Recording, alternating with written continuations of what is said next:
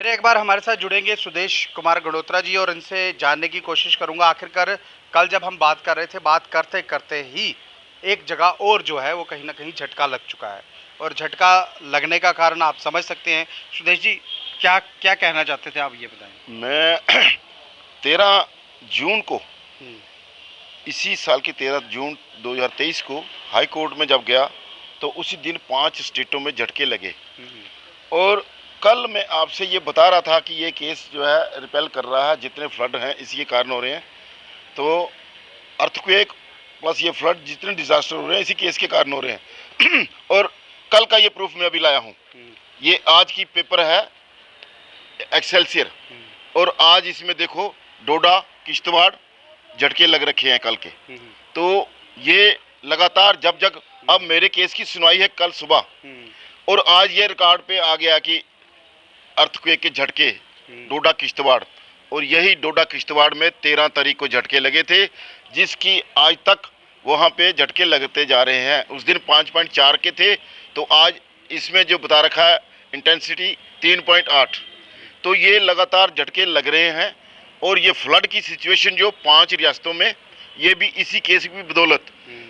इसका मैं प्रूफ आपको देना चाहता हूँ। 2014 में इन्होंने आईटीबीपी और जजेस ने मेरी रेगुलराइज पीरियड की 5,20,915 की रिकवरी करा के मेरे को 20/1/1998 से कंपल्सरी रिटायर्ड शो कर दिया। जबकि डीजी आईटीबीपी ने अनकंडीशनल अपॉलॉजी टेंडर की हुई है, और कोर्ट ने यह प्रूव किया कि order of compulsory retirement is harsh and punitive.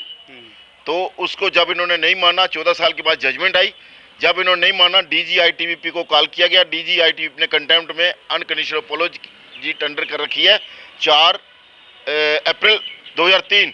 उसके बाद 1/5/2003 को compliance report of the judgment in letter and spirit on record है। तब से लेकर आज तक जजमेंट कंप्लाई नहीं हुई। जजमेंट थी for restatement along with all constitutional benefit including promotion.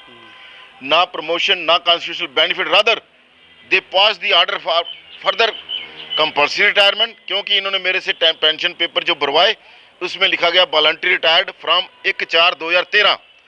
तो जब ये पेंशन पेपर आईटीबीपी के पास गए, आपने बोला वॉलंटरी रिटायर, जब हाँ आपने देश के लिए इतना ज़्यादा कहीं ना कहीं काम किया, एक ट्रेन बचाई, उसके बाद 300 करोड़ हाँ जी, का जो बचाया, हाँ जी, लेकिन उसके बावजूद भी ये काम किया। ये मेरे को तब से वॉलंटरी रिटायरमेंट के लिए प्रेशराइज कर रहे थे। 2006 में एन ए ककरू साहब थे इधर हाई कोर्ट में एक्टिंग चीफ जस्टिस, उन्होंने मेरे को ओपन कोर्ट में बोला कि आप कंपल्सरी रिटायरमेंट ले लो। मैंने बोला कि मेरी रीस्टेटमेंट हो रखी है, मेरे रीस्टेटमेंट उनके पीरियड रेगुलाइज हो रखा है, ये फर्दर कंटेम्प्ट कर रहे हैं, तो आप मेरे को रिटायरमेंट दे रहे हैं।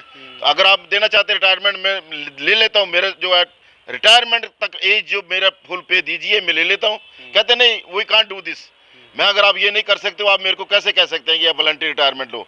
उसके बावजूद इन्होंने 2014 में आकर जजेस ने मेरे को प्रेशराइज किया कि आप वॉलंटरी रिटायरमेंट लो।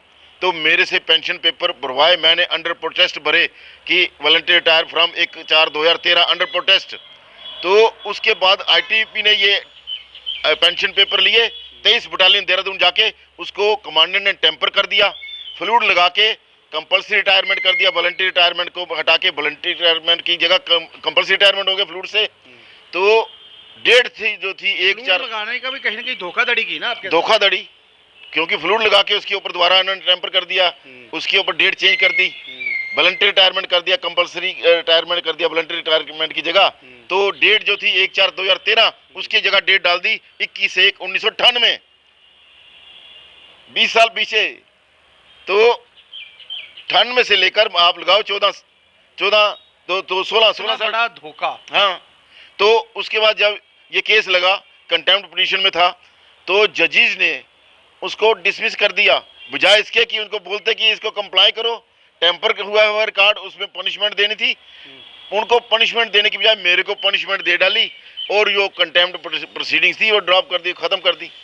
तो ये हुआ पंकज मित्तल साहब, ये अपना राजेश बिंदल साहब, पंकज मित्तल और राजेश बिंदल, ये अभी दोनों जज जो सुप्रीम कोर्ट में बैठे हुए हैं जहाँ पे फ्लड चल रहा है। तो ये तो हालत है जुडिशरी की। एक चीज़ पूछूंगा सुदेश जी मैं आपसे, इतना ज़्यादा धोखाधड़ी हुई और सबसे बड़ी बात आपके साथ आप लगातार लड़ रहे हैं, आप ये बता रहे हैं कि अर्थक्वेक्स आ रहे हैं, कहीं ना कहीं पानी जो भरा हुआ है, लगभग 5 राज्यों में पानी भर चुका है, आप देश को बचाने की कोशिश कर रहे हैं, लेकिन आप ही को कहीं ना कहीं नकारा जा रहा है। मेरे रिटर्न आर्गूमेंट लगे हुए हैं SWP 1035 2014 में, उसमें लास्ट में मैंने लिखा हुआ है situation of flood in Kashmir valley in 2014 was outcome of my case when they made recovery of my regularized period on duty period worth rupees 5,20,915। तो उसी समय झेलम वैली जो है, झेलम दरिया, इसने पूरी कश्मीर वैली में फ्लड लाया, जहां तक कि इसी हाई कोर्ट की जो वहां पे रिकॉर्ड था वो पानी में डूबा।